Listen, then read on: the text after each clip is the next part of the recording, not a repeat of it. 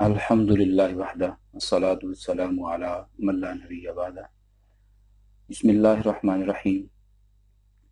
آج کا lecture number 5، اور سب سے پہلے ہم ادارہ کنز الایمان لاہور کے شکر گزار ہیں کہ جنہوں نے ہمیں یہ پلیٹ فارم مہیا فرمایا اور ہمیں نوجوانوں کی تربیت کرنے کا بہترین ایک موقع میسر آیا۔ اور فتنہ قادیانیت سے بچنا اہم ضروری ہے۔ مختلف ہتھ کنڈے، مختلف طریقے اپنا کر وہ لوگوں کو گمراہ کرنے کی کوشش کر رہے ہیں، خصوصی طور پر نوجوان نسل اور جو پڑھے لکھے لوگ ہیں، اسکول اور کالجز کے ساتھ متعلق جو لوگ ہیں، ان کو مختلف ہیلے بہانوں کے ساتھ ویزوں کی صورت میں، گاڑی کی صورت میں، گھر کی صورت میں، نوکری کی صورت میں وہ ورگلانے کی بہت زیادہ کوشش کرتے ہیں۔ تو اس وجہ سے اس فتنہ کے اوپر قابو پانا اور اس کے بارے میں نالج حاصل کرنا یہ اہم ضروری ہے۔ آج کا جو ہمارا موضوع ہے وہ ہے تاریخ قادیانیت پر ایک نظر۔ یہ کب شروع ہوئی اور انہوں نے کس طرح اپنے ان معاملات کا آغاز کیا۔ 23 مارچ 1889 کو مرزا غلام محمد قادیانی نے لدھیانہ کے اندر، یہ ہندوستان کا ایک شہر ہے، اپنی جماعت احمدیہ کا باقاعدہ طور پر اس کا آغاز کیا، اور ان الفاظ کے ساتھ کہ مجھے الہام ہوا ہے۔ مرزا غلام محمد قادیانی نے حکیم احمد جان کے گھر میں ان الفاظ کے ساتھ لوگوں سے کلام کرنا شروع کیا: یا احمد کا بارک اللہ فیکا وما رمیت اذ رمیت ولکن اللہ رما، الرحمن علم القرآن وجاء الحق وزہق الباطل ان الباطل کان زہوقا۔ اور لوگوں سے یہ کہا کہ مجھے آج رات الہام ہوا ہے، اور یہ میرے الہام کی چند جو ہیں وہ صورتیں ہیں۔ لوگوں کے سامنے پڑھ کے اس نے اپنے بیعت کا سلسلہ شروع کر دیا، اور وہ 40 افراد تھے، اور یہ حکیم احمد جان کے گھر یہ سارے کا سارا معاملہ پیش آیا۔ اور سب سے پہلا جو بندہ جس نے اس کی بیعت کی وہ مرزے کا سب سے قریبی جو دوست تھا، حکیم نور الدین۔ اس کے بعد یہ سلسلہ آگے بڑھتا رہا۔ 1891 کو مرزا نے ایک دعویٰ کیا، اور بہت بڑا دعویٰ کیا، جس کو مسیح موعود کہتے ہیں۔ مسیح موعود کا مطلب یہ ہے کہ حضرت عیسیٰ علیہ السلام واپس لوٹ آئے ہیں، جن کو زندہ آسمان پر اٹھایا گیا تھا۔ اور ساتھ ہی کچھ دنوں کے بعد اس نے امام مہدی ہونے کا بھی دعویٰ کر دیا، اور اسی طرح یہ سلسلہ آگے بڑھتا رہا۔ 1905 کے اندر مرزا قادیانی نے اپنی نظام وصیت کی بنیاد رکھی اور ایک قبرستان کا باقاعدہ طور پر قیام کیا، جس کا نام اس نے بہشتی مقبرہ رکھا، اور یہ قادیان کے اندر موجود ہے، تاکہ سارے کے سارے قادیانی جو فوت ہوں اسی قبرستان کے اندر دفن۔ 1880 میں براہین احمدیہ کے 2 حصے اس نے شائع کیے۔ یہ براہین احمدیہ قادیانی معاملات کے اندر بہت بڑی کتاب ہے، اور اس کا تیسرا حصہ 1982 میں، جبکہ اس کا چوتھا حصہ 1884، اور اس کا آخری حصہ، چونکہ یہ 5 جلدوں پر یہ کتاب اور بہت بڑی کتاب ہے ان کی،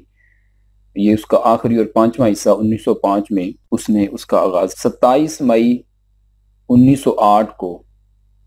حکیم نور الدین کو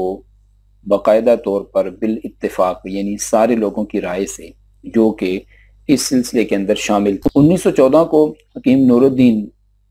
جب یہ فوت ہوا، اس سے پہلے تو یہ جماعت جو تھی وہ یکمشت تھی، اس کے بعد یہ 2 حصوں میں بانٹا۔ تو جماعت احمدیہ کے یہ 2 حصے، حصہ جو تھا وہ مرزا بشیر الدین کے سربراہی میں اپنا سلسلہ چلاتا رہا،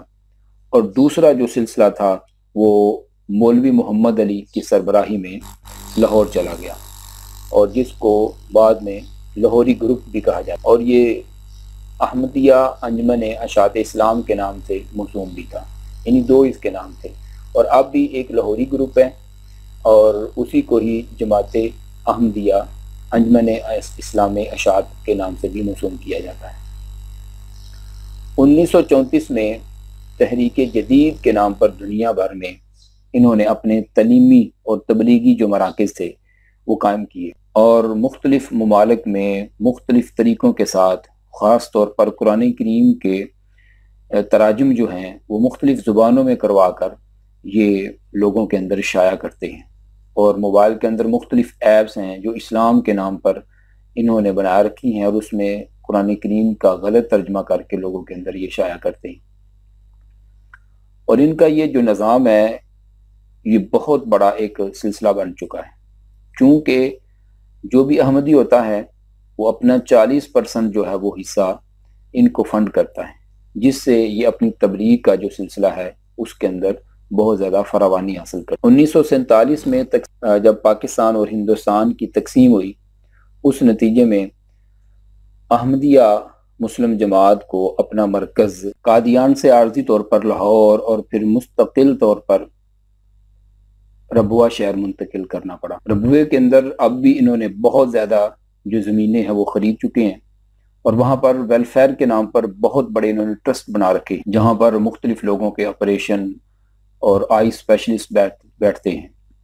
اور میرے خیال میں ایک رپورٹ کے مطابق وہاں پر جو قادیانی ہیں وہ کم وہاں پر علاج کرواتے ہیں، لیکن جو مسلمان ہیں